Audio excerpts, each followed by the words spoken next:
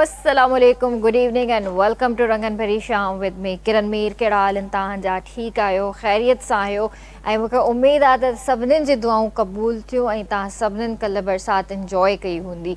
ऐं बिल्कुलु इलाही टाइम खां असां इंतज़ार में हुआसीं त मॉनसून जो सीज़न त अची वियो आहे, ऑलमोस्ट एंड ते आहे, पर कॾहिं बरसाति पवंदी कराची में, छो जो कराची वारा परेशान हुया। ऐं जॾहिं अल्लाह साईं खां दुआऊं घुरियूं आहिनि त एतिरे मतिलबु दुआउनि घुरण खां पोइ जेको आहे कल्ह असांखे राति जो जेका बरसाति नसीब थी आहे, शुक्र अल्हम्दुलिल्लाह काफ़ी हद ताईं शहर मां पाणी निकिरी चुको आहे, पर इलाहियुनि जॻहियुनि ते अञा बि पाणी आहे। पर हा, जिथे असांखे ख़ुशी थिए थी उते इहो ॾुख बि ज़रूरु आहे त जेको आहे असां ईअं न आहे त असां सिर्फ़ु पंहिंजे मतिलब जे लाइ अल्लाह साईं खां दुआऊं घुरूं त असांखे बरसाति खपे। बरसाति बि असांखे उहा खपे जेका रहमत वारी बरसाति हुजे। हर जॻह ते जेका बारिश थी रही आहे, ॻोठनि में जिथे बारिश थी रही आहे, शहरनि में बारिश थी रही आहे, उतां जी सूरत हाल खां तव्हां सभई वाक़िफ़ु आहियो। इलाही नासाज़ सूरत हाल थी वई आहे। ऐं वरी जेको ही स्पेल जेको इंडिया खां दाख़िल थियो आहे पाकिस्तान जे हदूद में, ऐं जेको हींअर तक़रीबन 350-400 किलोमीटर परते आहे पाकिस्तान खां, ऐं हाणे त वरी उन जी स्पीड आहिस्ता आहिस्ता वधी रही आहे। जेको मतिलबु हाणे बरसातूं अॼु राति खां जेके वधीक वेंदियूं या सुभाणे जेके बरसातूं थींदियूं त उन्हनि में इहो ई चयो वियो आहे त भाई त कराची जे अंदरि जेको आहे सैलाबी सूरत हाल बि थी सघे थी। पर दुआऊं बेशक आहिनि, अल्लाह ते उमेदु आहे त इंशाअल्लाह अहिड़ी सूरत हाल पेश न ईंदी। जेका बि बरसाति थींदी उहा रहमत वारी बरसाति थींदी। छो त मां हमेशह चवंदी आहियां त सिर्फ़ु इंसानु पंहिंजे एंटरटेन जे लाइ दुआऊं न घुरे ऐं ॿियनि जो बि सोचे। जेके वीचारा बेघर आहिनि, जेके ग़रीब आहिनि, अल्लाह साईं उन्हनि जी बि मदद फ़रमाए। सो जेका बि दुआ घुरो बरसाति जे लाइ, उहा इहा ई दुआ घुरो त अल्लाह साईं जिथे बि बरसाति थिए रहमत वारी बरसाति थिए। सो इंशाअल्लाह अॼु बि इंजॉय कंदासीं जेकॾहिं बरसाति थी त। अॼु जेको आहे असां वटि हिकिड़ी ज़बरदस्त गेस्ट आहे ऐं माशाअल्लाह सां उन्हनि जेको पंहिंजो करियर जो जेको आगाज़ कयो एज़ अ ब्यूटिशियन कयो, ऐं उन खां पोइ जेको आहे मेकअप आर्टिस्ट बि आहिनि। अॼु सोचियोसीं त कुझु डिफरेंट गेस्ट तव्हांजे लाइ खणी अचूं, छो त हर क़िस्म जो गेस्ट असांजे शो में ईंदो आहे, पर थोरो इन ते बि वञिजे त जीअं ट्रेंड हली रहियो आहे, स्पेशली असांजी जेके भेनरूं ॾिसी रहियूं आहिनि। अॼु तव्हां त ख़ुशि थी वञो, तव्हांखे मेकअप टिप्स बि मिलंदा। अॼु तव्हांखे जेको आहे ट्रेंडिंग में अॼुकल्ह कहिड़ो मेकअप हली रहियो आहे तव्हांखे उहा बि ख़बर पवंदी।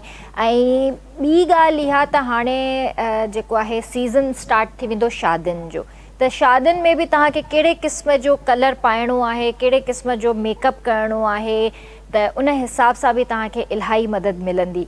सो असां सां गॾु जेका अॼु मौजूदु आहे सैयदा इमरान, ब्यूटिशियन बि आहे, मेकअप आर्टिस्ट बि आहे, हुननि सां गॾु उन्हनि जी मॉडल आहे मूमल। सो उन्हनि खे भलीकार कंदासीं। अस्सलाम वालेकुम। वालेकुम अस्सलाम। कीअं आहियो? अस्सलाम वालेकुम। अल्हम्दुलिल्लाह ठीक मैम, तव्हां कीअं आहियो? मां बिल्कुलु ठीकु आहियां। तव्हां कीअं आहियो? ठीकु आहियो? तबियत ठीकु आहे? अल्हम्दुलिल्लाह। ऐं तव्हांखे भलीकार थी कयां पई। Most welcome.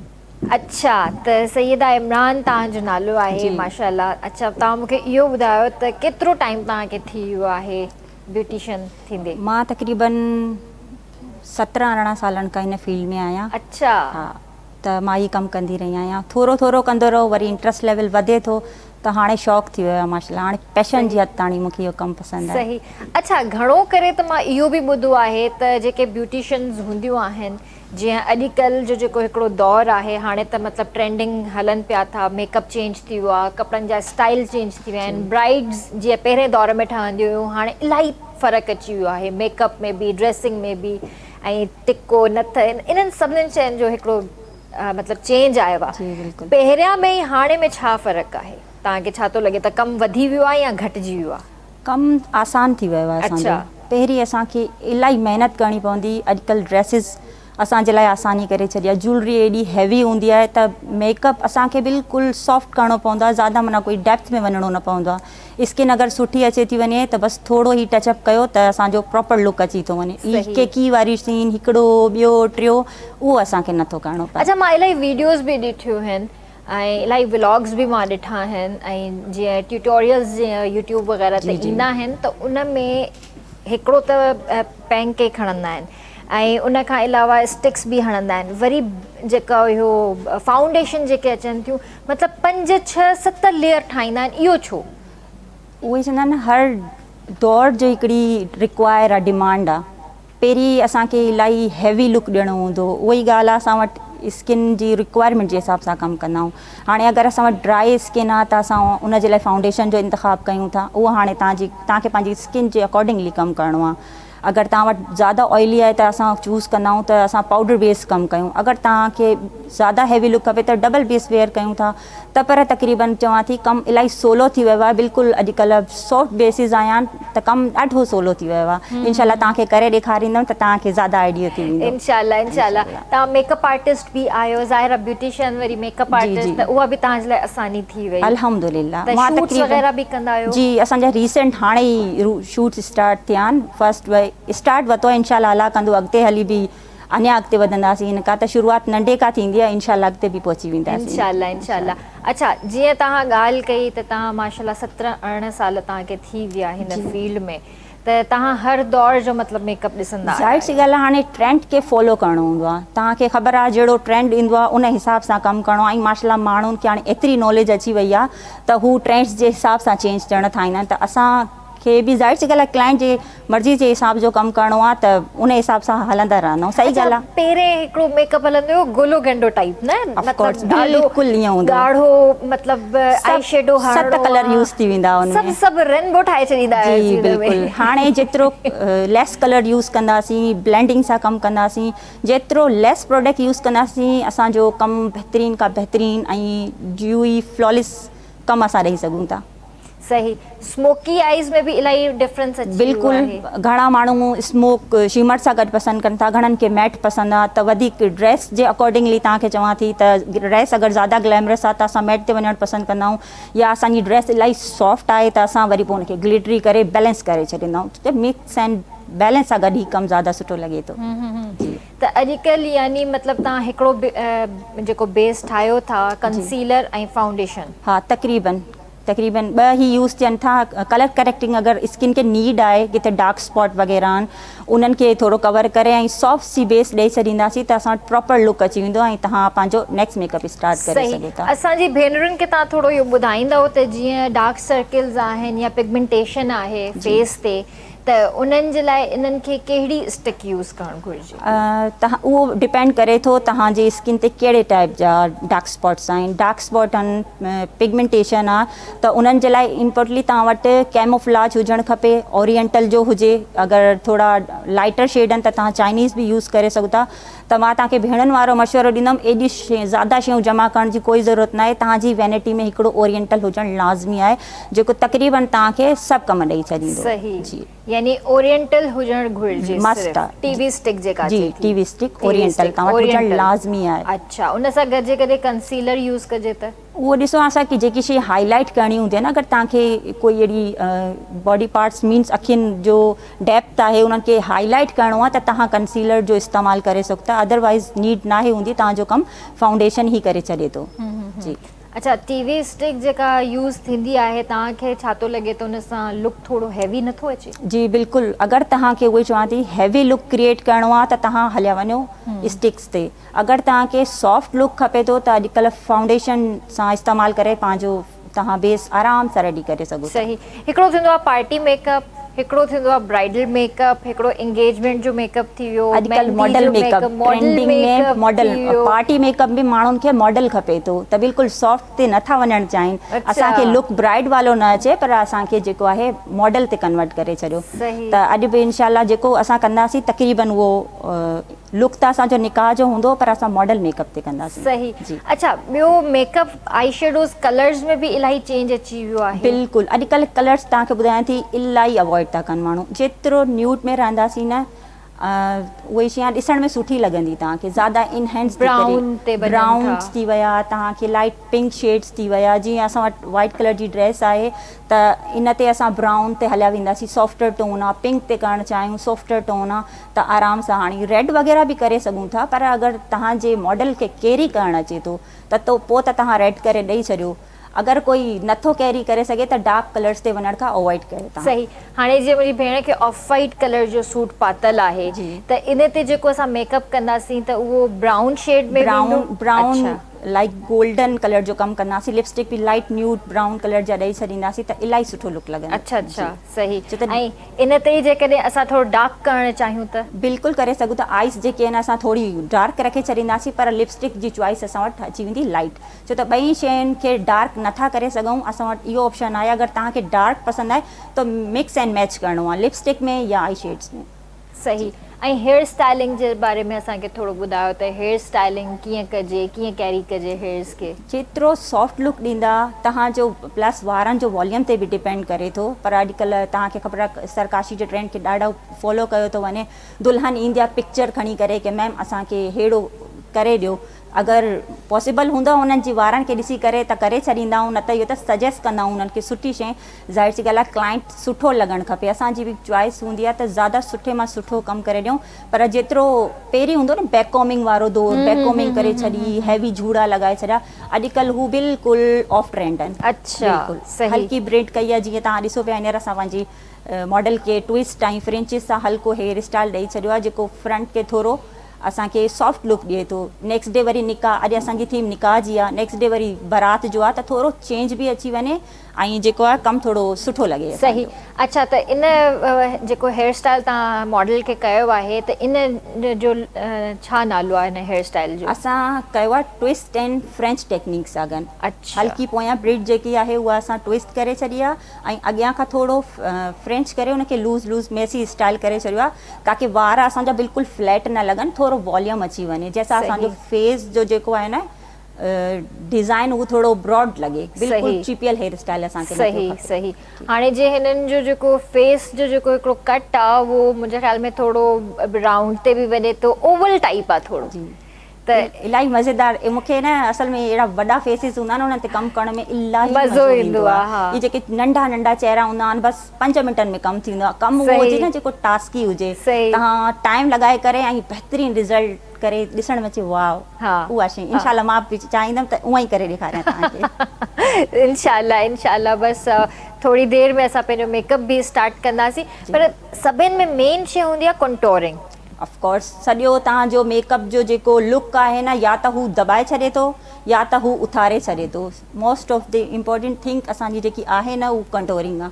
तव्हांजी फेस जी कंटोरिंग तव्हांजे सॼे चेहरे जे नक्शे खे मटाए सघे थी।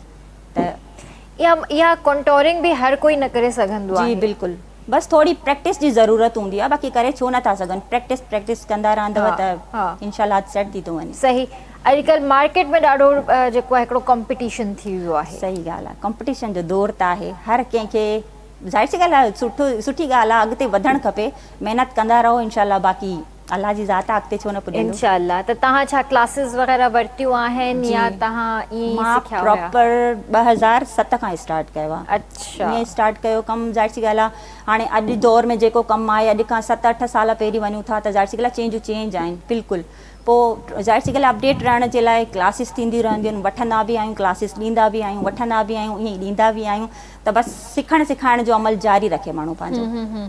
ऐं वारनि जे लाइ बि हेयर स्टाइलिंग लाइ बि क्लासिस वठंदा आहियो? जी बिल्कुलु। ज़ाहिर सी ॻाल्हि आहे उहे थी विया, केमिकल्स कमु थी वियो। ज़ाहिर सी ॻाल्हि आहे ब्यूटिशियन सिर्फ़ु मेकअप आर्टिस्ट जी हद तक महदूद त न आहे न, हू ऑलराउंडर आहे। त तक़रीबन सभु कमु हर 3 महीने 6 महीने खां पोइ अपडेट करिणो हूंदो आहे। असां क्लासिस वठंदा रहंदा आहियूं। सही।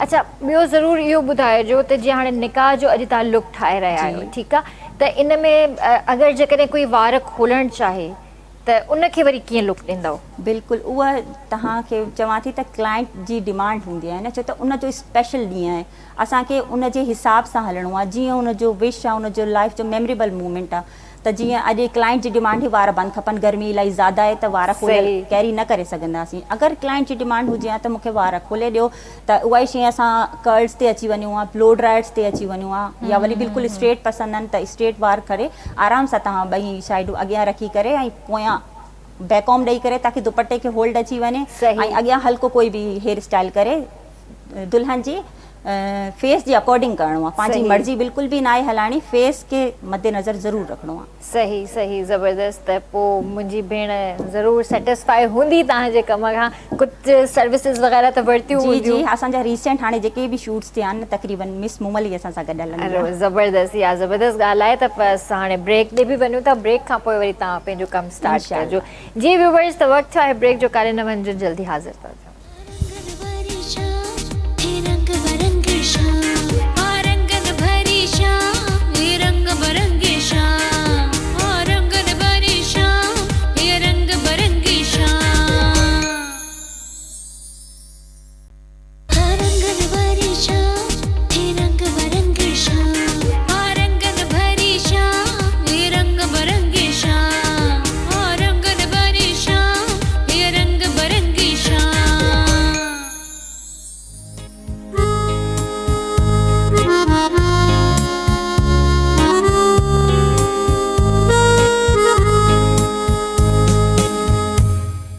बैक व्यूअर्स बेर तव्हांखे भलीकार था कयूं रंगन भरी शाम में ऐं असांखे काशिफ़ अली भी ज्वाइन कयो आहे सो उन्हनि खे बि भलीकार कंदासीं। अस्सलाम वालेकुम, कीअं आहियो भाउ? ठीकु आहियो?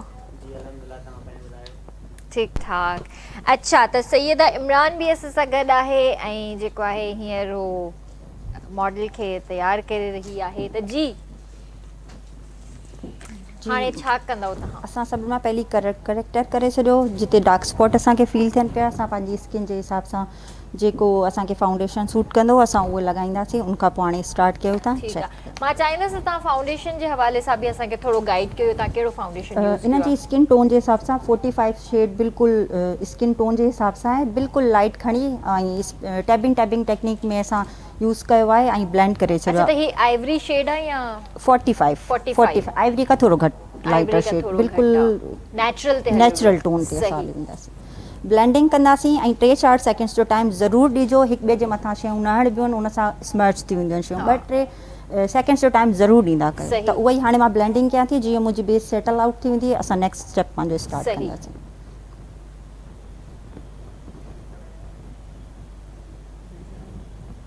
त ही अॼु जेको आहे निकाह जो लुक आहे जेको तव्हांखे असां ॾेखारे रहिया आहियूं। जी बिल्कुलु। इन खां पोइ असां कंटोरिंग स्टार्ट कंदासीं। असांखे फेस जा फीचर्स जेके असांखे इनहेंस करणा आहिनि। अच्छा, आई शेडो खां बि पहिरें? हा, मैं पहिरीं जेको तव्हांखे ईज़ी लॻे न, पहिरीं या बाद में। मूंखे ज़्यादा ईज़ी ईअं लॻंदो आहे त उन कंटोरिंग पहिरियां कंटोर कढंदमि। इलाही ज़्यादा लाइट शेड भी न हुजनि, बिल्कुलु डार्क शेड भी न हुजनि।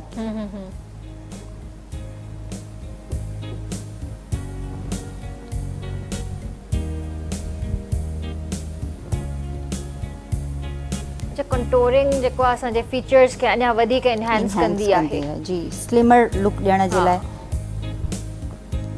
लॻाए करे अच्छे सां ब्लेंड कंदासीं। बिल्कुलु लाइनूं फील थियणु न खपनि। जॉ लाइन थोरी परमानेंट करणी आहे।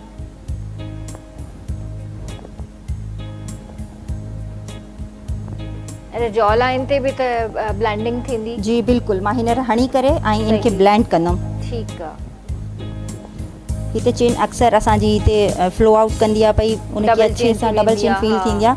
थोरो डार्क शेड करे छॾींदव त शेड ईंदो ऐं पिक्चर्स वग़ैरह में इलाही सुठी लॻंदी आहे स्किन असांजी। हा, डबल चेन खे थोरो हाइड करण जे लाइ बसि हिनखे ब्लेंड करे छॾींदासीं ताकी जेको स्किन खे प्रोडक्ट खणणो हूंदो खणी वठंदी, बाक़ी असां आउट करे छॾींदासीं ब्लेंडिंग।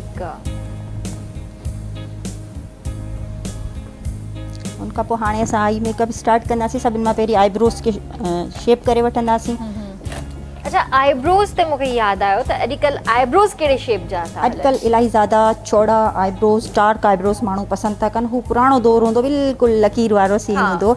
हाणे उन शइ खां माण्हू वाकई में परे आहिनि। इलाही सुठो बि लॻे थो डार्क शेड में। यानी हाणे घाटा हुजनि आईब्रोस ऐं थोरो प्रॉपर शेप हुजे, आर्च तो हले, राउंड तो हले, उहो तव्हांजे फेस जे अकॉर्डिंगली। पर ज़्यादातर माण्हू जंहिं वीचारे जा बिल्कुलु फ्लैट हूंदा आहिनि, उहो बि अचे डिमांड कंदो आहे त आर्च शेप खपे असांखे। त कलर सां असां पंहिंजे हिसाब सां जेको आहे शेप डेवलप करे सघूं था। इहो brown shade use dark brown shade कयूं था। ब्लैक खे अवॉइड कंदा कयो, छो त ब्लैक वरी इलाही फेक लॻंदो आहे, आर्टिफिशियल लुक ॾींदो आहे बिल्कुलु। हूअं बि नेचुरली बि शायदि आईब्रोस जो कलर जेको हूंदो आहे ब्राउन ई हूंदो आहे, थोरो ब्राउनिश ई हूंदो आहे बिल्कुलु। हा, वरी उन ते असां ब्लैक खणंदासीं त अजीब ई लॻंदो। बिल्कुलु नेचुरल। थोरी देरि में तव्हांखे ख़बर आहे मेकअप ऑक्सीडाइज़ थींदो आहे त बिल्कुलु असांजी स्किन टोन जे हिसाब सां हली वेंदो आहे। त जेतिरा लाइटर शेड ज़रूरी न आहे त तव्हां सिर्फ़ु आईब्रोस जे बारे में, इवन तव्हां कलर करेक्टर्स थी विया, बेस थी विया, पंहिंजे स्किन खां हिकिड़ो टोन लाइट ई रखंदा। सही त इहो त सिलसिलो हलंदो ई रहंदो, पर तव्हां मूंखे इहो ज़रूरु ॿुधायो त तव्हां हिन फील्ड में आया कीअं? मैम, हाणे तव्हां कयो मज़े जो सवाल। अच्छा। जी बिल्कुलु। मूंखे काफ़ी देरि खां इंतज़ारु हुयो तव्हां मूंखां इहो पुछंदा। सही। असल में मूंखे कोई शौक़ु न हूंदो हुयो। सही। मुंहिंजी वॾी भेण खे शौक़ु हूंदो हुयो। अच्छा। उनखे शौक़ु हूंदो, उन में जेकी स्किल्स शायदि मूंखे कॾहिं नज़र न आयूं, उनखे नज़र आयूं। अच्छा। उन मूंखे पुशअप कयो त निकर भाउ तूं करे सघीं थी। पोइ जॾहिं थोरो कमु कयो, तव्हांखे ख़बर आहे माण्हू जॾहिं उनखे कम खे सराईंदा आहिनि त दिलि चवंदी आहे। पोइ ईअं सिखंदे हाणे जेको आहे न, मूंखे इलाही क्रेज़ आहे त मां पैशन जी हद ते चवंदी आहियां। जिथे क्लासिस थियनि, नओं ट्रेंड अचे थो, मां उते पहुची वेंदी आहियां। सिर्फ़ु मूंखे शौक़ु न हुजण जी वजह सां, सिर्फ़ु मुंहिंजी भेण जी वजह सां, जेको कुझु आहे न मां पंहिंजे घर वारनि जी सपोर्ट सां ऐं भेण जी वजह सां। माशाअल्लाह, ज़बरदस्त, ॾाढी सुठी ॻाल्हि आहे। ईअं ई मतिलबु फैमिली सपोर्टिव हुजे, भेनरूं भाइर माउ पीउ हिक ॿिए खे सपोर्ट कनि त माशाल्लाह इन मामले में मां इलाही लकी आहियां। मुंहिंजे इवन ससुराल वारो फैमिली ऐं मुंहिंजे माइके वारी फैमिली मूंखे ॾाढो सपोर्ट कंदी आहे। पोइ त माशाल्लाह तव्हां शादियुनि फंक्शननि ते बिज़ी हूंदा? बिल्कुलु, सॼो ख़ानदान तव्हां वटि हूंदो त भई हाणे जेको आहे मेकअप कयो असांजो। बिल्कुलु ईअं ई हूंदो पोइ तव्हांखे तयारु थियण जो टाइम ॾींदा आहिनि? बिल्कुलु बि न, लास्ट में हिकिड़ी लिपस्टिक लॻाए करे वञिणो पवंदो आहे मूंखे। सभु चवंदा आहिनि ब्यूटिशियन, छा मतिलबु ब्यूटिशियन आहे त ब्यूटिशियन जो सॼो बॉक्स खणी घुमंदमि मां। ईअं ई थींदो आहे, ज़ाहिर ईअं ई थींदो आहे, सही ॻाल्हि आहे। अच्छा, इहा बि कंटोरिंग ही आहे? कंटोरिंग मां हाणे ब्लश कयां थी, बिल्कुलु डार्क न, हल्को ब्राउन जो टिंट ॾेई करे उन में हल्को फ्रेश लुक अचण जे लाइ पिंक जो शेड इस्तेमालु कंदा, बिल्कुलु लिटिल बिट।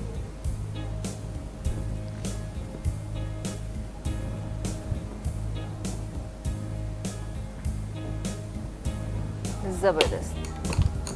अच्छा, ब्लश ऑन्स भी अॼुकल्ह हाईलाइट वारा यूज़ कजनि या मैट यूज़ कजनि? मैट यूज़ कंदव त ज़्यादा बहितर आहे। अच्छा। क्योंकि शिमर खे न हैंडल करणु हर कंहिंजे बस जी ॻाल्हि न आहे, थोरो प्रैक्टिस ज़ाहिर सी ॻाल्हि आहे। पर शिमरी जेको आहे न थोरी देरि खां पोइ तव्हांजो सॼो फेस जेको आहे न ग्लिटरी थी वेंदो आहे, उहो त अजीब लॻंदो आहे, शाइन करणु शुरू थी वेंदो आहे, अजीब लॻंदो आहे। इन जे लाइ चऊं था त तव्हां मैट जेकी आहिनि न शयुनि खे ज़्यादा अहमियत ॾींदा कयो।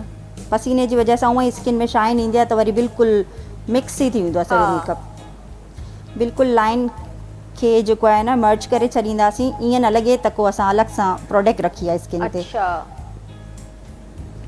मुंहिंजो तक़रीबन कमु थी वियो आहे, हाणे असां आइज़ मेकअप कंदासीं। तव्हांखे जीअं सवलो लॻे, जहिड़ो कमु करणु उहा तरीक़े सां कयो तव्हां। सही।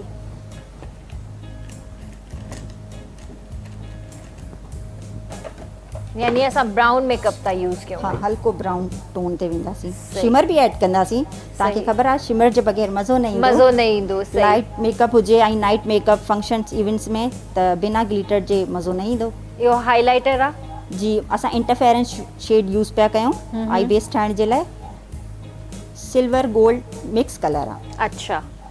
इंटरफेरेंस आहे छो त ही ज़्यादा जल्दी फेड न थींदो। अगरि मां कोई पाउडर लॻायां त थोरी देरि में तव्हांखे ख़बर आहे हू बिल्कुलु गायब ई थी वञे। सही सही।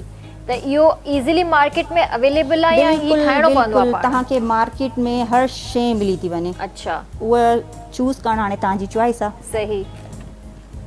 यानी हाणे त इलाही प्रोडक्ट्स अची विया आहिनि। पहिरियां त ईअं थींदो हुयो जो का बि शइ असां मार्केट वेंदा हुआसीं वठण जे लाइ त असांखे उहा मिलंदी ई न हुई। अॼुकल्ह डिफरेंट ब्रांड्स अची विया आहिनि ऐं एॾा बजट फ्रेंडली हूंदा आहिनि त सभु आराम सां वठी सघनि था। हिन शेड खे असां पाणी लॻाए हिन जे करे यूज़ कयूं था ताकी हीअ जेके आहिनि न ड्राई फॉर्म में हीअ ज़्यादा देरि स्टे कंदा। छो त ब्राइड जो फंक्शन 8 कलाक 12 कलाक तयार थी किथे आउट सिटी वञे थी त असांजो मेकअप जेको आहे उहो जल्दी ख़राब न थिए। सही।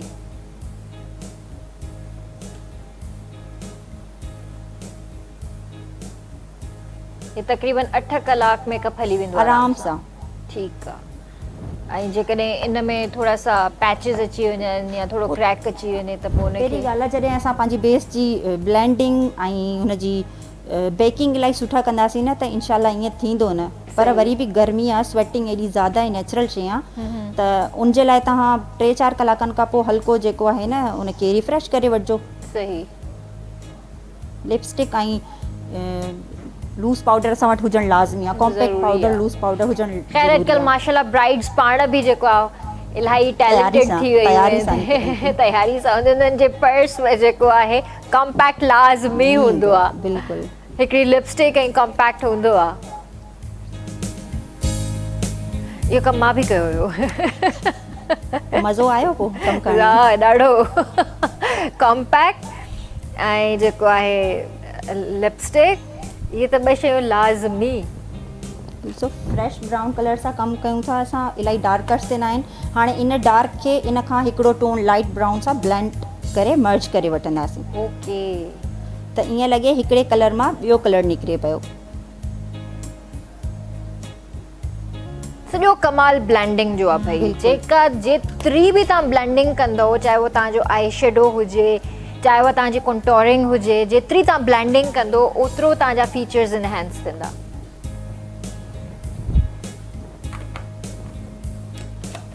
लाइनर खे फ्रेश करे था वठूं। उहो बि असां वटि जेको आहे ड्राई फॉर्म में आहे। असां इनखे पाणी सां इस्तेमालु कंदासीं, पर पाणी सां न कंदासीं। अगरि तव्हां हिन में फिक्सर ऐड कंदव न त हीअ बिल्कुलु जेल लाइनर जो कमु कंदव तव्हांजे लाइ। सही। बिल्कुलु बि फेड न थींदो ऐं ॿाहिरि न फैलजंदो। सही। अच्छा, लाइनर जा बि इलाही अॼुकल्ह जी स्टाइल बिल्कुलु। हाणे असांजी असां वटि जेकी आहे न हुनजी स्पेस आईब्रोस खां ॾिसो घटि आहे, बट थोरो सो वधाए छॾींदासीं त असांजी आईब्रोस जे हिसाब सां असांजी आइज़ जी जेकी शेप आहे न उहा बि थोरी वॾी लॻंदी। त असांखे वॾी ॾेखारणी आहे, बिल्कुलु ॿाहिरि न कढंदासीं, थोरो कढी करे उनखे मर्ज करे छॾींदासीं। ठीकु आहे।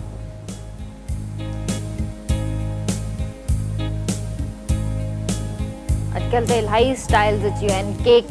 केक लाइनर यूज़ करण जा बि हिकिड़ा तरीक़ा आहिनि, जेल लाइनर यूज़ करण जा बि, जेल लाइनर, लिक्विड लाइनर, इलाही तरीक़ा आहिनि। अच्छा, मूंखे वरी कैट आइज़ ॾाढियूं वणंदियूं आहिनि। हुन जे लाइ वरी पोइ ओड़ो मॉडल हुजणु ज़रूरी आहे। असां ॾाढी कंदासीं त कैट आइज़ खां कुझु ॿियो ई थी वेंदो। सुठी लॻंदियूं आहिनि मूंखे।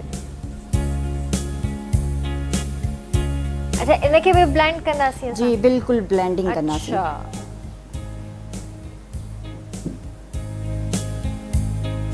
मां तक़रीबन जेकी टेक्निक यूज़ कयां थी हू ब्लेंडिंग वारी आहे। इवन आई मेकअप हुजे, असांजा कलर्स हुजनि या लाइनर हुजे। सही। हल्को टिंट ब्लैक जो ॾींदासीं, थोरो ज़्यादा न, बिल्कुलु लिटिल बिट। गॾु गॾु केक लाइनर आहे, गॾु गॾु ब्लेंड कंदा वेंदासीं।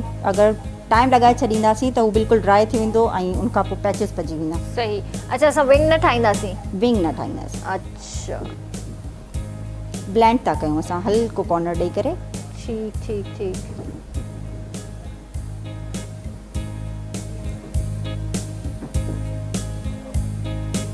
हाणे 2-3 सेकेंड जे लाइ असांजो लाइनर भली सेट थिए, असां ॿियो कमु कंप्लीट था करे छॾियूं।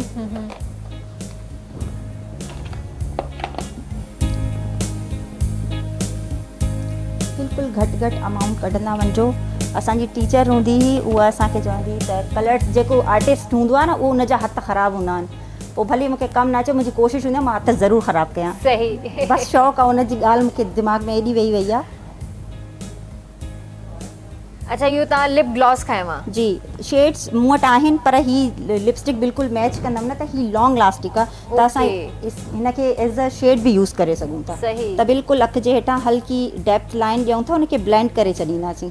ठीकु आहे। ताकी उन सां असांजी अखि थोरी वॾी वॾी लॻंदी।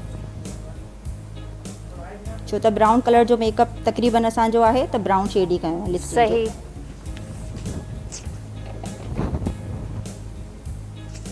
डायरेक्ट लॻाईंदासीं ज़्यादा थी वेंदो त मसलो थी वेंदो। हिन जे लाइ पहिरीं कढी करे ऐं ब्रश सां ब्लेंड करे इनखे बि ब्लेंड करे छॾियो ब्रश सां? जी बिल्कुलु, फ्लैट ब्रश जी मदद सां।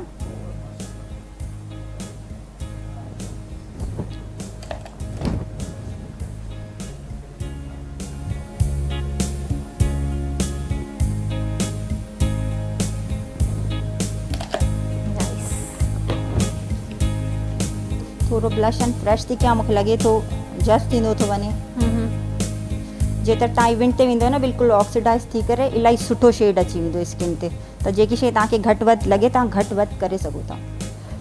अच्छा, अॼुकल्ह ब्लशिस बि मतिलबु पीचिश टाइप हलनि था, पिंक पीच ब्राउन, ज़्यादा माण्हुनि खे पसंदि अचे थी ऐं ट्रेंड आहे शायदि, इन जे करे ट्रेंड खे फॉलो कयूं पिया।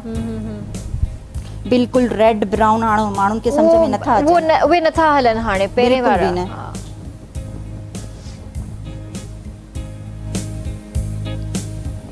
असांजो आई मेकअप बि तक़रीबन थी वियो आहे, बेस बि थी वियो आहे, ब्लश बि थी वियो आहे। हाणे हिनखे सेट कंदासीं, हुनजे लाइ सेटिंग स्प्रे जो इस्तेमालु कंदासीं अखियुनि खे बचाए, ताकी लेंस वग़ैरह आहिनि त इरिटेट न कनि। सही। कुझु फिक्सर ज़रूरी आहे? फिक्सर सां इहो तव्हांजी बेस जी लाइफ वधी थी वञे। तव्हां जिते आम मेकअप खे 2-3 कलाक हलायो त उनखे तव्हां 7-8 कलाक हलाए सघो था आराम सां। स्वेटिंग ईंदी त हू पंहिंजी जॻह ते सेटिंग आउट न थींदी। सही। त जस्ट हिकिड़ो ई टाइम यूज़ करिणो हूंदो आहे? जी बिल्कुलु। तव्हां हिनखे एज़ अ प्राइमर शुरू में यूज़ करणु चाहियो, अगरि इलाही ज़्यादा पसीनो थो अचे लास्ट में तव्हां मेकअप खे लॉक करण जे लाइ हिनखे यूज़ करे सघो था। हाणे जीअं ई असां सेटिंग स्प्रे कयो, उनखां पोइ फ़ौरन सां असां हाईलाइटर लॻाईंदासीं न त इहो त बिल्कुलु स्टिक थी वेंदो ऐं ज़्यादा देर तक लास्ट रहंदो। थोरी देरि खां पोइ शिकायत हूंदी आहे न माण्हुनि खे त असां हाईलाइटर हणूं था ऐं उॾी थो वञे, गायब थी थो वञे, त इन जी वजह इहा ई आहे तव्हां हिन खे जेको आहे पहिरीं जेको आहे सेटिंग स्प्रे करे छॾींदव त उन सां लास्टिंग ज़्यादा देरि हली। सही। जेके जेके एरियाज़ तव्हांखे लॻनि था हाईलाइट थियणु खपनि, तव्हां लॻाइण में कंजूसी न कयो, ज़रूरु लॻायो, वरी ब्लेंड अच्छे सां करे वठिजो। अच्छा, हाईलाइटर बि यूज़ करणु जेको आहे ॾुखियो आहे। बसि प्रैक्टिस कंदा रहंदा त हर शइ सेट थी वञे, थोरो टाइम लॻे थो ज़रूरु। मतिलबु तव्हांजो कमु मां जेको ॾिसां पई इलाही स्मूथ कमु आहे तव्हांजो, माशाल्लाह। Thank U. इलाही सुठो, माशाल्लाह। हथ में जेको आहे न, या मेकअप आर्टिस्ट जेके हूंदा आहिनि, जेके ब्यूटिशियंस हूंदा आहिनि, घटि अहिड़ा हूंदा आहिनि जंहिंजे हथ में हिकिड़ी स्मूथनेस हूंदी आहे। अच्छा, वाइट काजल थोरी अखि जेकी आहे न ब्रॉड लॻे असांखे। सही। ऐं उन ई डार्क कलर ब्राउन खे थोरो ॿाहिरि वरी थियणा, छो त वाइट कलर मां हयो आहे न, हू लैशिस ते अची वियो आहे, त उनखे फ्रेश लुक ॾियण जे लाइ। ठीकु, त इनखे बि ब्लेंड कंदो? जी बिल्कुलु ब्लेंड कंदासीं। सेम कलर आहे। हाणे असां मस्कारा करे ऐं पंहिंजी लैशिस अटैच करे वठंदासीं। ठीकु आहे। अच्छा, इन में बसि वाइट काजल ई हूंदो? तव्हांजी चॉइस ब्लैक बि करे सघो था, उहा क्लाइंट जी डिमांड आहे, अॼुकल्ह ट्रेंड आहे, उन जी वजह सां असां वाइट हणण जे थो। सही। मतलब काजल भी ये 2 कलर्स यूज था थियन, वाइट ऐं अॼुकल्ह त हर कलर में तव्हांखे काजल मिलंदो। ठीक। इवन ग्रीन, ब्लू, रेड, हर कलर में वे भी यूज करे सघजन। बिल्कुलु यूज़ करे सघो था। उहे चवां थी जंहिंजो स्पेशल ॾींहुं आहे उन जी डिमांड सां कमु कंदा आहियूं।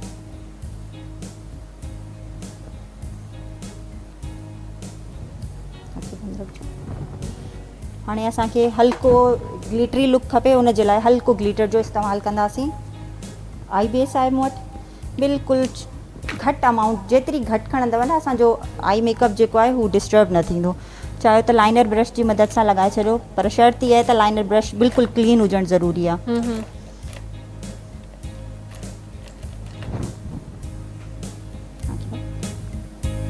इहो बि लिक्विड फॉर्म में आहे? जेल फॉर्म में। जेल फॉर्म में आहे। सीलर ईंदा आहिनि मार्केट में जेके तव्हांखे ईज़ी लॻनि, तव्हांखे आराम सां तव्हांजी जेब जेकी इजाज़त ॾिए तव्हां पंहिंजे बजट जे हिसाब सां वठी सघो था। ये महांगा मिलंदा आहिनि मार्केट में? बिल्कुल भी न, इन जी अमाउंट इलाही घटि हूंदी आहे। मां चाहींदसि तव्हां ॿुधाए छॾियो हिकिड़ो दफ़ो। तव्हांखे इनहेंस ब्यूटी जा मिली वेंदा 400 जे अराउंड, ऐं उहा एतिरी अमाउंट हूंदी आहे, तव्हां अगरि सिर्फ़ु पंहिंजे पर्सनल यूज़ जे लाइ रखो था त 3-4 महीना त आराम सां हली वेंदो। सही। गोल्डन कलर जो आहे असांजे कपिड़नि में कमु, हल्को सिल्वर थो अचे, त असां 2 शेड जा ग्लिटर मिक्स करे ऐं पोइ ऐड कंदासीं। अच्छा अच्छा।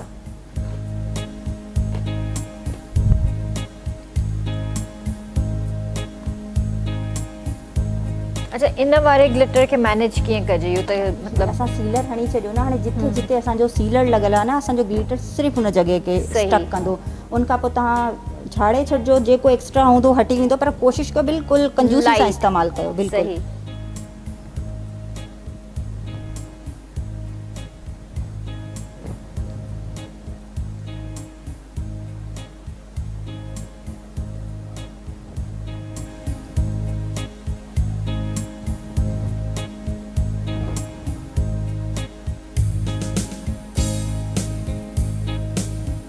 माशाल्लाह, वेरी नाइस।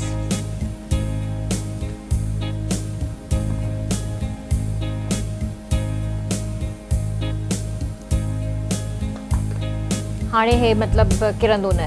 जी बिल्कुलु, जेल जी वजह सां ही बिल्कुलु सील थी वियो। सही। इन में ॿियो बि यूज़ कंदासीं सिल्वर? मां थोरो सिल्वर जो हल्को टिंच ॾेई छॾींदमि। अच्छा।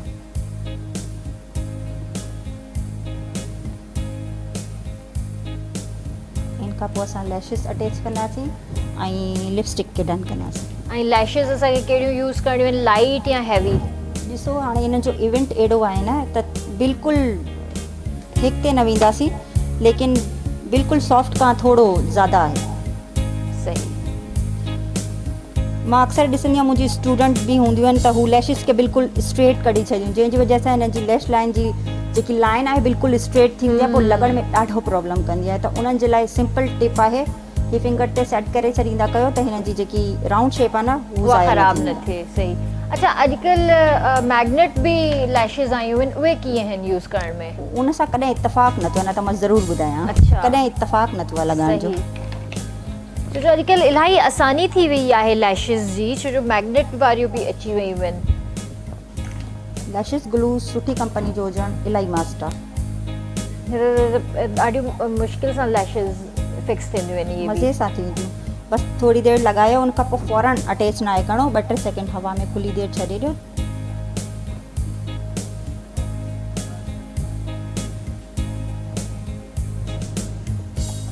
हाणे 2-3 सेकेंड छॾिया, जब तक मां लिपस्टिक खे डन करे वठां थी। सही। हिकिड़ो कलर यूज़ न कंदासीं, मां मिक्स करे पंहिंजो मर्ज़ी जो कलर ठाहींदमि। अच्छा, त इहे कहिड़ा कहिड़ा शेड्स आहिनि तव्हां वटि? ही ब्राउन जी ही फैमिली आहे, लाइट डार्क वरी उन खां लाइट। उन खां लाइट। सही।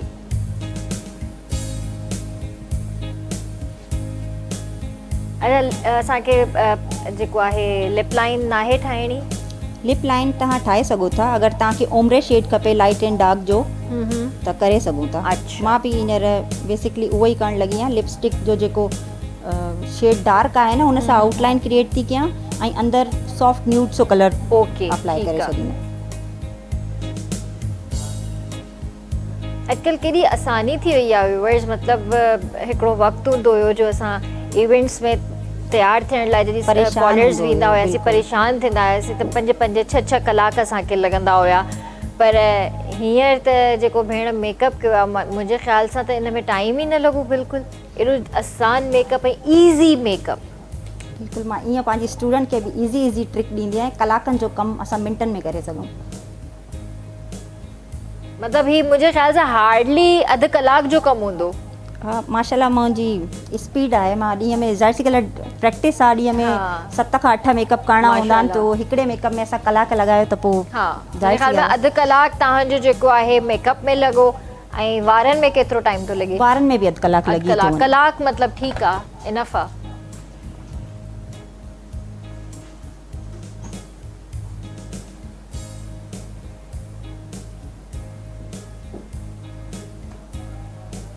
ज़बरदस्त शेप्स तो ठही वियो।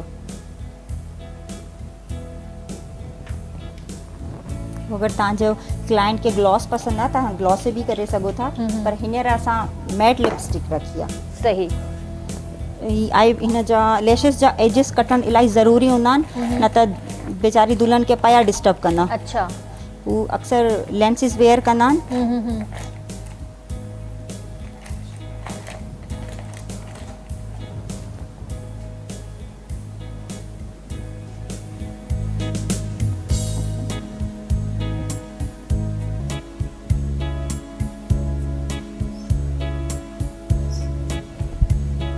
नाइस।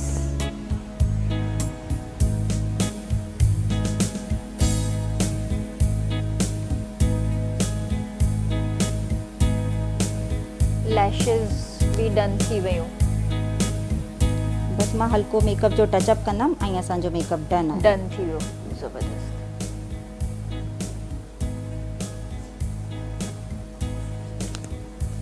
लाइनर ज़रूरु लॻाईंदमि। लैशिस ग्लू फील थियनि थियूं, सुकण खां पोइ कलर थोरो चेंज कंदियूं। उन खां पोइ असां हिकु चकर रीचेक ज़रूरु कंदासीं। अच्छा। हाणे ॾिसो, मेकअप जॾहिं असां स्टार्ट कयो, असांजी हर शइ इलाही डार्क हुई। वक़्तु गुज़रण सां गॾु गॾु हर शइ मर्ज सेटल आउट थी वञे। हाणे जेकी शइ मूंखे लॻे थी त घटि थी वई आहे, मां हुनखे रीएप्लीकेशन कंदा। सही। हाँ, स्किन भी तो मेकअप खाए थी न। बिल्कुलु। ऑब्जर्व थी वेंदो आहे हिन में सॼो। जीअं जीअं वक़्तु गुज़रंदो वेंदो न, मेकअप जो लुक अञा फ्लॉलेस थींदो वेंदो।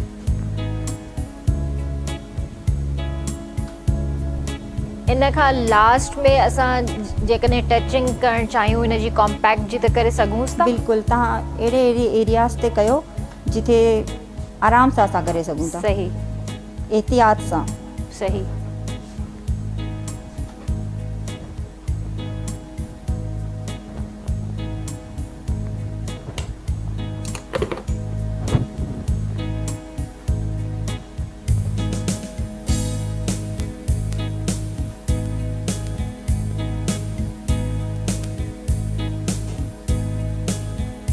हाणे हाणे इनखे वरी लाइनर हणंदव तव्हां? जी बिल्कुलु, लाइनर खे ज़रूरु फ्रेश कंदमि, ऐं मस्कारे जी वरी ज़रूरत? री एप्लीकेशन बिल्कुलु कंदासीं। ॿीहर मस्कारो लॻी रहियो आहे लैशिस ते।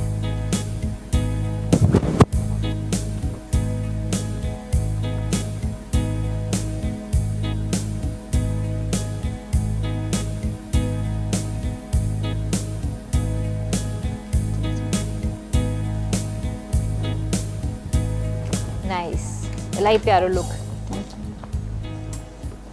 सॼो ब्राउन जो मेकअप आहे सॼो, यानी असां ब्राउन लुक रखियो आहे। जी बिल्कुलु।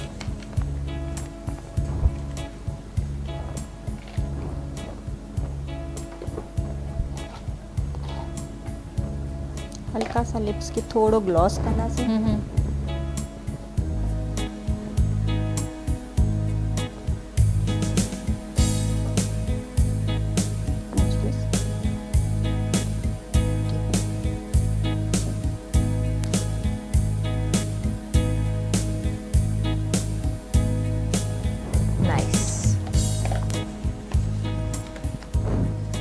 जब तक ही ग्लू सुके ताकि इनके सेट थियण में ॾियूं, असां बाक़ी जो कमु कंदा आहियूं। सही।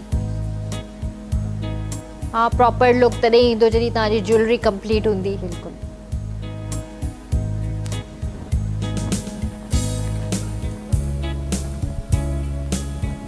Very nice.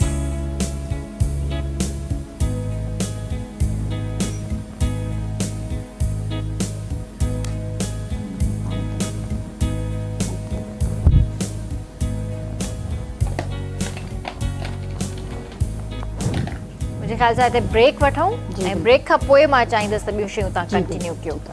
त व्यूअर्स हिते वठंदासीं ब्रेक ऐं जल्दी हाज़िर था थियूं, सो स्टे विद अस।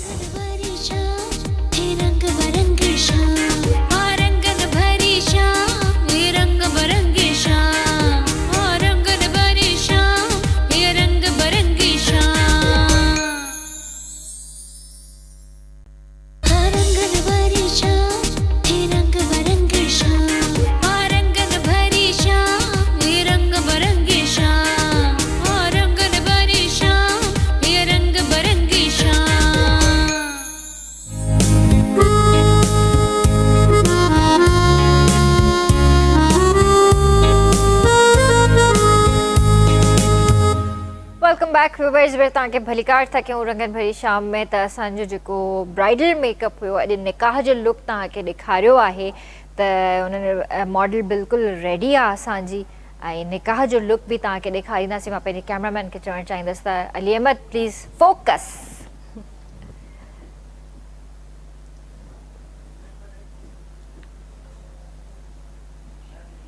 ड्रेस बि ॾेखारे रहिया आहियूं उन्हनि जी। माशाल्लाह शरारो आहे, ॾिसी सघो था, बहितरीन शरारो, बहितरीन कम, ज्वेलरी तमामु बहितरीन माशाल्लाह।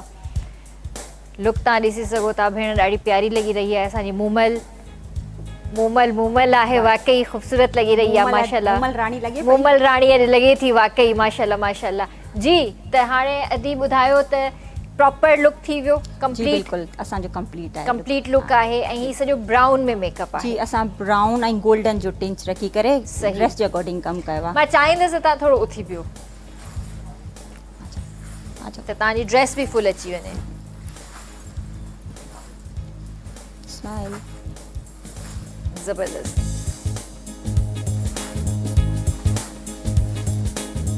नाइस। ॾिसो था त तव्हां बिल्कुलु असांजी ब्राइड तयार आहे। उन्हनि जो ड्रेस बि इलाही ख़ूबसूरत लॻी रहियो आहे। मूंखे त वणे थी, मां घर थी खणी वञांसि। माशाल्लाह माशाल्लाह। कुझु घटि फेसिस हूंदा आहिनि जेके मतिलबु प्यारा लॻंदा आहिनि, वरी उन्हनि खे तव्हां वधीक अञा सुहिणो ठाहियो त वधीक अञा सुठा लॻंदा आहिनि। त इहो कमाल मूमल जो आहे, तव्हांजो आहे? ॿिन्हिनि जो आहे न?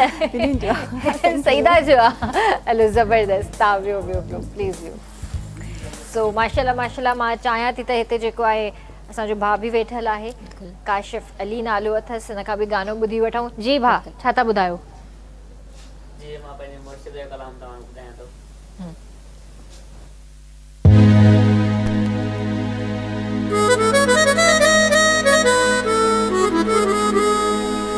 यार तुझी याद में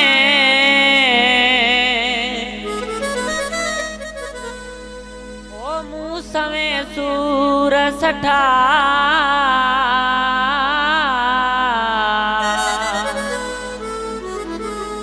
गोड़ा मुझे गलन तावागे में अवठा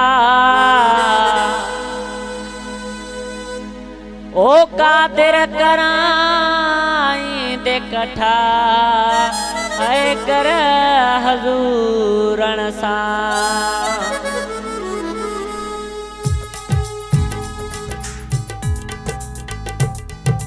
सीनो अवसा केड़ो सायो सीनो अवसा केड़ो सायो जिए समझो असां उए समझो असां उए आयो सीनो अवसा केड़ो सायो सीनो अवसा केड़ो सायो जिए समझो असां उए आयो ऐ जिए समझो असां उए आयो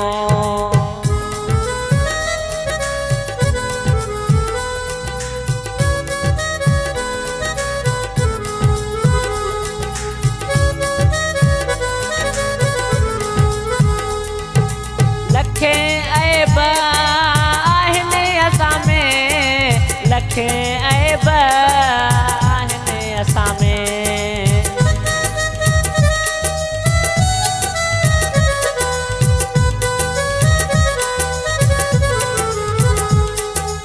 लखे ऐब आहिनि असां में लखे ऐब आहिनि असां में लिक तव्हां केड़ा लिकायो लिक तव्हां खां केड़ा लिकायो हो जिए समझो असां उए आयो है जिए समझो असां उए आयो सीनो अवसा केड़ो सायो सीनो अवसा केड़ो सायो जिए समझो असां उए आयो है जिए समझो असां उए आयो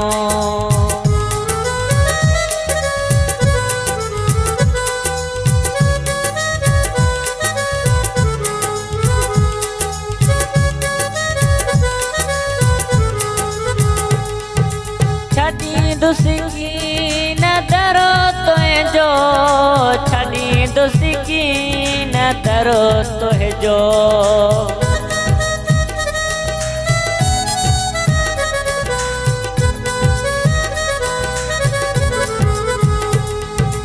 छड़ी दुसकी न दरो तुझो छड़ी दुसकी न दरो तुझो तभी तोड़े ठाकायो तभी तोड़े ठाकायो जिए समझो असां उए आयो है जिए समझो असां उए आयो सीनो अवसा केड़ो सायो सीनो अवसा केड़ो सायो हो जिए समझो असां उए आयो है जिए समझो असां उए आयो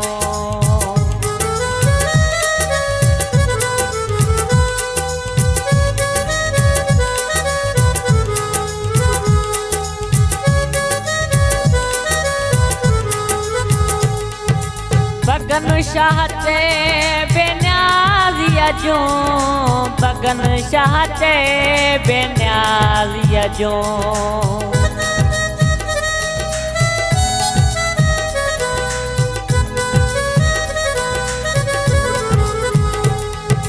बगन शाह ते बेनियाज़िया जो बगन शाह ते बेनियाज़िया जो तुझे वाटा हिने वायो तुझे वाटा हिने वायो है जिए समझो असां उए आयो है असां उहे आहियूं सीनो अवां सां कहिड़ो सायो सीनो अवां सां कहिड़ो सायो जीअं सम्झो असां उहे आहियूं हे जीअं सम्झो असां उहे आहियूं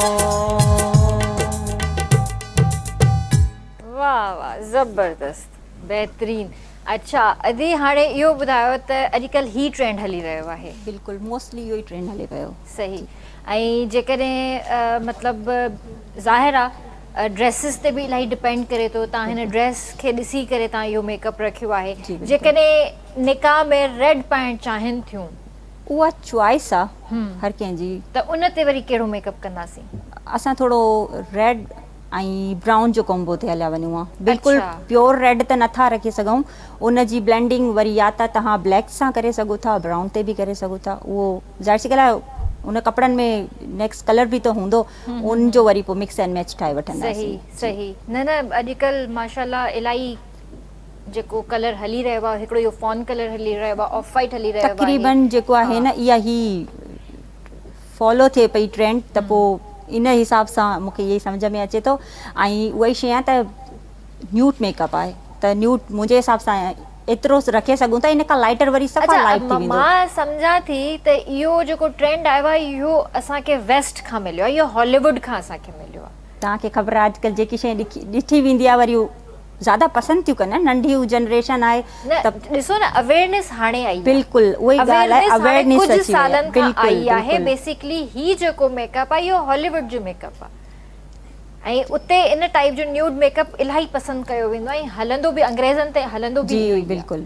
ऐं हिते पाकिस्तान में एशिया में जेको इहो ट्रेंड जेको हाणे शुरू थियो आहे इहो कुझु सालनि खां थियो। कुझु सालनि खां ई कुझु माण्हू पसंदि कनि था, पर तव्हांखे ख़बर आहे मेजोरिटी घुरंदी आहे भाई रेड लिपस्टिक खपनि त रेड लिपस्टिक ई खपे असांखे। गोलो गंडो अॼु बि चाहिनि थियूं आहिनि, पर काफ़ी बहितरी अची वई आहे। बहितरी अची वई आहे, ज़बरदस्त। इन खां अलावा तव्हांजी ॿियूं कहिड़ी एक्टिविटीज़ आहिनि, छा कंदा आहियो?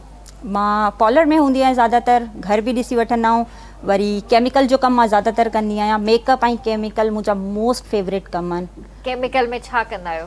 रिबॉन्डिंग, एक्सटेंड, सो कैरेटिन ट्रीटमेंट, कलर्स ऐं मेकअप। मां अगरि बीमारी जी हालति में हुजां न, मूंखे ॿियो कोई कमु ऑफर कयो वञे, मां चवंदमि मां बीमार आहियां, मूंखे रेस्ट ॾियो।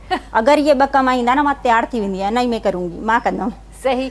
अच्छा रिबॉन्डिंग जो मूंखे थोरो ॿुधायो त अॼुकल्ह कैरेटिन ट्रीटमेंट वधीक सही आहे या रिबॉन्डिंग सही आहे? ॾिसो उहो हाणे तव्हांजे पर्पस खे ॾिठो वेंदो न। अगरि तव्हांखे स्ट्रेटनिंग जी तरफ़ वञिणो आहे त मां तव्हांखे सजेस्ट कंदमि तव्हां रिबॉन्डिंग वारी साइड वञो। अगरि तव्हांखे पंहिंजे वारनि सां हिकु क़िस्म जो प्यारु आहे ऐं तव्हां उनखे डैमेज खां बचाइणु चाहियो था ऐं पंहिंजे वारनि खे तव्हांखे स्मूदनिंग खपे त पोइ तव्हां कैरेटिन करायो। उन सां वार असांजो 40% स्ट्रेट थी थो वञे, पर इहो त बिल्कुलु तव्हांखे हर जॻह ते वञण खां पहिरीं आयरन करण जी ज़रूरत नथी पए। सही जी, उहो सेफ वे आहे ऐं बहितरीनु। कैरेटिन जो मेन जेको पर्पस आहे न हू ट्रीटमेंट आहे, हू स्मूदनिंग बिल्कुलु न आहे। इहा शइ मां पंहिंजे क्लाइंट्स खे व्यूअर्स खे ॿुधाईंदमि त भई कैरेटिन स्ट्रेटनिंग थेरेपी न आहे। माण्हू ईंदा आहिनि भई उन सां असांजा वार स्ट्रेट न थिया, त ज़ाहिर सी ॻाल्हि आहे हू स्ट्रेटनिंग ॾिसो असांजे वारनि में कुदरती हिकिड़ो कैरेटिन हूंदो आहे। जी बिल्कुलु। जेको अॼुकल्ह असां जेके मतिलबु पाणी बि तव्हांखे ख़बर आहे कराची जो खारो पाणी, वरी टैंकर्स जो पाणी, वरी जेके शैम्पूज़ असां अहिड़ा था यूज़ कयूं त असांजे वारनि जो ओरिजिनल कैरेटिन त ख़तम थी थो वञे। सल्फेट वारा वार। जी बिल्कुलु। त कोशिशि कंदा कयो सल्फेट फ्री शैम्पू जा इस्तेमालु कयो, माइल्ड केमिकल वारा शैम्पू इस्तेमालु कंदा कयो ऐं खारे पाणी खां थोरो पंहिंजे वारनि खे बचाए वठंदा। त जेका असां कैरेटिन ट्रीटमेंट करायूं था त छा उन में असांजो कैरेटिन वारनि जो वापसि अची थो वञे? उहो वापसि त नथो अची वञे, पर असां उनखे आर्टिफिशियल तरीक़े सां डिपॉज़िट कयूं था हिकिड़ो लेयर जे हिसाब सां। उन लेयर जी वरी लाइफ हूंदी आहे 3 महीना 4 महीना, त तव्हांखे वरी उहो रिपीट करिणो हूंदो आहे। ऐं रिबॉन्डिंग केतिरो अर्सो हली वेंदी आहे? रिबॉन्डिंग जेको आहे न उहो तक़रीबन 6 खां 8 महीना आराम सां निकिरी वेंदी आहे। अगरि तव्हां होम केयर सुठो रखो था त साल खां वधीक तव्हां हलाए सघो था। प्लस पॉइंट इहो आहे तव्हांजी हेयर ग्रोथ उन में इलाही रोल प्ले करे थी, त तव्हांजी ग्रोथ इलाही स्पीडी आहे, त पोइ ज़ाहिर सी ॻाल्हि आहे तव्हांखे रूट टचअप ते वञिणो पवंदो। सही।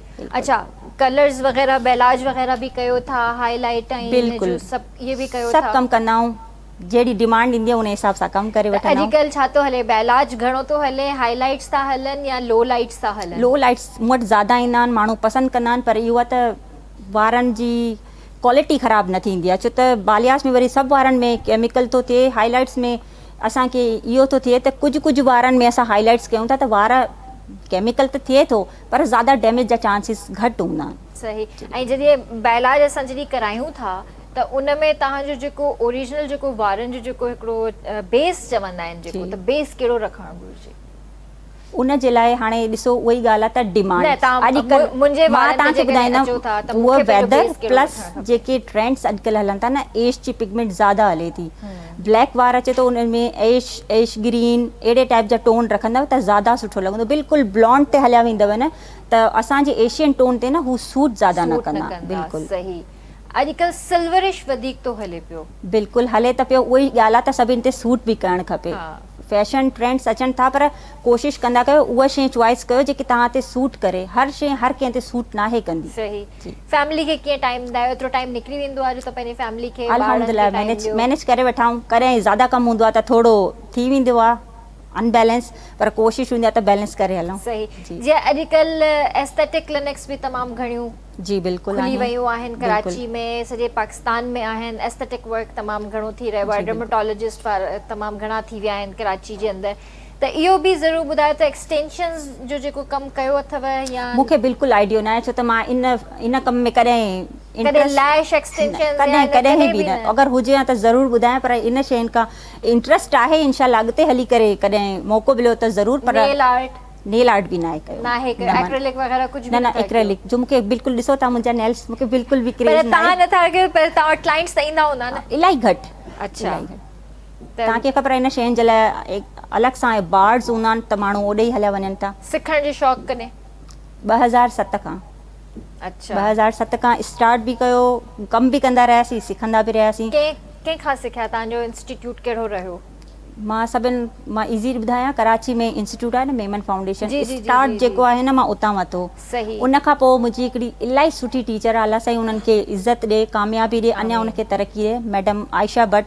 उन्हनि मूंखे सेखारियो, पाण वटि रखियनि। वरी पोइ ज़ाहिर सी ॻाल्हि आहे माण्हू वधंदो थो वञे अॻिते, त बसि वधी अलाह कयो हू हाणे पंहिंजो कमु स्टार्ट कयो। अल्हम्दुलिल्लाह मां 7-8 साल थिया आहिनि मां पंहिंजो कमु स्टार्ट कयो। सही सही सही, ज़बरदस्त। अच्छा, जीअं ब्यूटिशियंस घणो करे त ॿुधाईंदा कोन्हनि के जीअं पंहिंजा बेसिस वग़ैरह यूज़ कंदा आहिनि या इन टाइप जी शयूं हूंदियूं आहिनि, त छा तव्हां बि पंहिंजा बेसिस पाण ठाहींदा आहियो? बिल्कुलु, ज़ाहिर सी ॻाल्हि आहे हर कंहिंजी हिकिड़ी पंहिंजी ट्रिक हूंदी आहे, उहो ॾींदा त आहियूं पर घटि इलाही। हर ब्यूटिशियन जो, हर मेकअप आर्टिस्ट जो हिकिड़ो सीक्रेट हूंदो आहे। बिल्कुलु हूंदो आहे। अॼु जेके बेसिस बि मां तक़रीबन यूज़ कया मुंहिंजी सॼी सीक्रेट हुई। ऐं तव्हां ॾिसो हुन में टाइम सेव केॾो थियो। मूंखे सिर्फ़ु हिकिड़ी एप्लीकेशन करणी पई ऐं मुंहिंजो टाइम हीअं क्विक कमु थी वियो, जंहिंमें अगरि मां पढ़ण वारी फील्ड में वञा त उन में मूंखे इलाही ज़्यादा टाइम लॻे हा।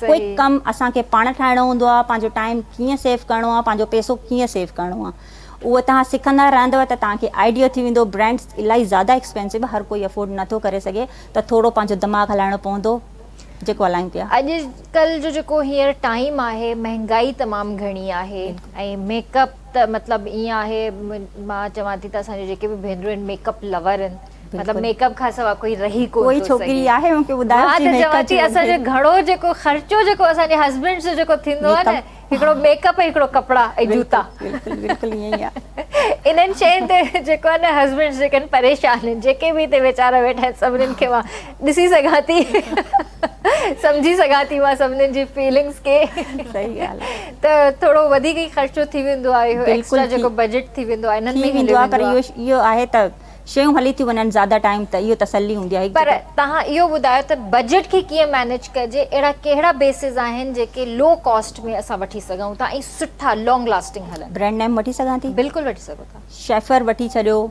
क्रिस्टाइन तव्हां करे सघो था, तव्हां बिल्कुलु सरकाशी खे बीट नथा करे सघूं, केॾो एक्सपेंसिव ब्रांड आहे, स्टूडेंट वीचारा न अफोर्ड करे सघंदा आहिनि। पोइ मां उन्हनि खे सजेस्ट कंदी आहियां शेफर ते कमु कनि, इलाही सुठो हुनजो रिज़ल्ट आहे। मोरल जो ब्रांड इलाही रीज़नेबल चार्जिस में बिल्कुलु चीप रेट में असांखे मिली थो वञे, त रिज़ल्ट तव्हां 100% तव्हांखे मिलंदो। त इहे ब्रांड्स खे अगरि तव्हां वठंदव, जेकॾहिं हिकिड़ी कॉस्ट ॿुधाईंदव त मुंहिंजे ख़्याल सां असांजी भेणूं इलाही आसानी सां वठी सघनि थियूं। बेस जी जेकी अमाउंट आयो तव्हांखे 700-800 जे विच में मिली वेंदी, एतिरी हुनजी आहे। उन खां पोइ तव्हांखे बेकिंग पाउडर वठिणो पवंदो, जेको फेस वारो बेकिंग पाउडर हूंदो आहे, हा, ख़बर पए ॿियो किचन वारो वारो न। बेकिंग पाउडर ठहियल आहे। केक वारो बेकिंग पाउडर न। बिल्कुलु फेस जो बेकिंग हूंदो आहे ऐं लूज़ पाउडर हूंदा आहिनि जेके तव्हांजे फेस ते सूट कनि, तव्हां इन ॿिन्हिनि मां वठी सघो था। सही। ऐं इनशाला तव्हांखे बिल्कुलु पॉलर वारो जेको सीक्रेट मेकअप हूंदो आहे न, रिज़ल्ट उहो ई मिलंदो। उहो ई मिलंदो। ज़बरदस्त। त असांखे तव्हांजो मेकअप ॾाढो पसंदि आयो बस आहे। मां थोड़ी कोशिशि कई रंगनि भरी शाम में थोड़ा पंहिंजा रंग ऐड करण जी। ॾाढो सुठो लॻो ऐं तव्हां वाकई रंग भरे छॾिया आहिनि। Thank U. ऐं तव्हांजी मॉडल त हूअं ई माशाल्लाह पाण बि प्यारी आहे, पर तव्हां हुनजो मेकअप करे हुनखे हिकिड़ो जेको निकाह जो लुक ॾिनो आहे अञा वधीक ख़ूबसूरत लही रही आहे। सो अल्लाह साईं तव्हांखे मज़ीद कामयाबियूं अता करे, ईअं ई महिनत कंदा रहो। बिल्कुलु बिल्कुलु। ऐं ईअं ई जेको आहे अल्लाह साईं तव्हांखे तरक़ियूं ॾींदो रहे। त तव्हां पोइ मुंहिंजे ख़्याल सां असां सां कॉन्ट्रैक्ट करे छॾियो। असांजी शूट्स वग़ैरह बि तव्हां ॾिसो, पोइ मुंहिंजी ख़ुशनसीबी आहे, मूंखे इहो मौक़ो मिलंदो। पोइ सही आहे, तव्हां सां जल्द कॉन्टेक्ट कंदासीं इंशाअल्लाह। वॾी महिरबानी अदी, तव्हां पंहिंजो क़ीमती वक़्तु असांखे ॾिनो। बिल्कुलु, तव्हां मूंखे मौक़ो ॾिनो, मुंहिंजे लाइ बि इहा इलाही फ़ख्र जी ॻाल्हि आहे। न न, वॾी महिरबानी। कोई मैसेज ॾियणु चाहींदव? बिल्कुलु ॾियणु चाहींदमि, महिनत सां कमु कयो, ईमानदारी सां कमु कयो, पंहिंजे प्यारनि खे प्यारु ॾियो। जेको मां चवां थी अॼुकल्ह एक्सप्रेस विसरी वियो आहे असां खां करणु। टाइम ॾियो, पोइ वरी बाद में जेको हिकिड़ो शइ रहिजी वेंदी आहे न, त असां न कयोसीं। बसि उहो आहे पंहिंजे प्यारनि खे टाइम ॾियो ऐं पंहिंजे कम सही था चओ, बिल्कुलु ईमानदारी सां कमु कयो। हक़ीक़त ॻाल्हि आहे, इन में को शक कोन्हे। इंसान पंहिंजी ज़िंदगी में एतिरो मसरूफ़ थी थो वञे जो असां पंहिंजे प्यारनि खे जेको आहे न थोरी देरि जे लाइ ॼण विसारे छॾींदा आहियूं। ऐं उहो जॾहिं असांजो प्यारो हिन दुनिया में हलियो थो वञे न, पोइ असांखे अहसासु थींदो आहे त काश इहे जेके चंद लम्हा जेके असां पंहिंजी ज़िंदगी जा ज़ाया कया फ़ज़ूल ॻाल्हि में, काश इहे चंद लम्हा असां उन्हनि खे ॾेई वठूं हा, त इहे ॾाढा लम्हा क़ीमती हूंदा आहिनि। मुंहिंजी भेण ॾाढी प्यारी ॻाल्हि कई। सो ज़रूरु पंहिंजो बि ख़्यालु रखो, पंहिंजे प्यारनि जो बि ख़्यालु रखो। इनशाअल्लाह तव्हां सभिनीनि सां सुभाणे मुलाक़ात कंदासीं। वेंदे वेंदे असांजो जेको भाउ वेठल आहे काशिफ़ अली, उन खां हिकिड़ो ज़बरदस्त ट्रैक बि ॿुधंदासीं। ऐं पंहिंजे प्यार जो तमामु घणो ख़्यालु रखिजो। मूंखे RBS जी पूरी टीम खे ॾिदा इजाज़त। अल्लाह हाफ़िज़। जी हा, छा था ॿुधायो?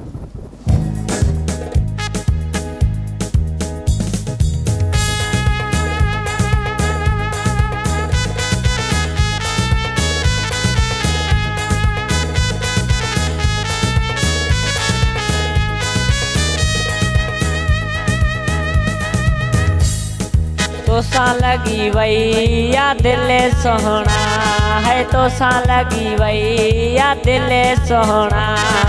गुलाब जो आहे गुलो सोहणा, गुलाब जो आहे गुलो सोहणा।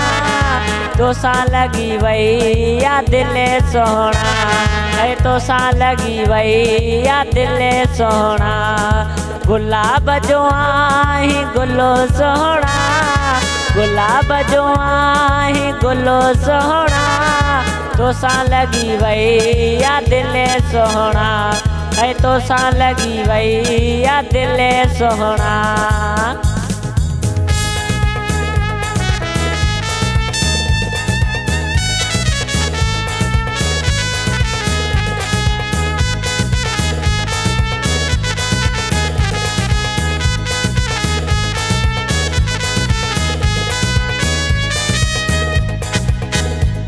मूंखे छॾे तो न वञजां, सदाईं मूं सां गॾु तो रहिजां।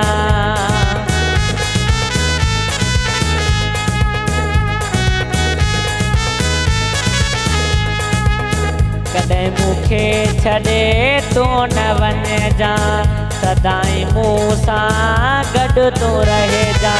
ज़मानो सॼो सड़े भले सोहणा, ज़मानो सॼो सड़े भले सोहणा। तोसां लॻी वई या दिलि सोहणा है, तोसां लॻी वई या तोसां। गुलाब जो आहे गुलो सोहणा, गुलाब जो आहे गुलो सोहणा। तोसां लॻी वई या दिलि सोहणा है, तोसां लॻी वई या दिलि सोहणा।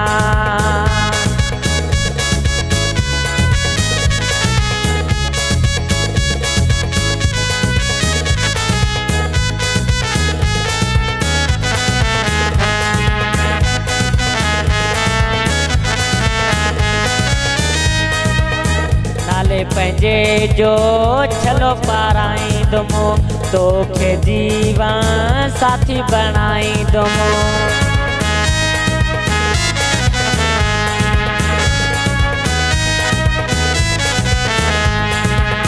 नाले पंहिंजे जो छलो पाराईंदुमि तोखे जीवन साथी बणाईंदुमि हथो हथ में ॾेई हलो सोहणा हथो हथ में ॾेई हलो सोहणा तोसां लॻी वई या दिलि सोहणा ऐं तोसां लॻी वई या दिलि सोहणा गुलाब जो आहीं गुल सोहणा गुलाब जो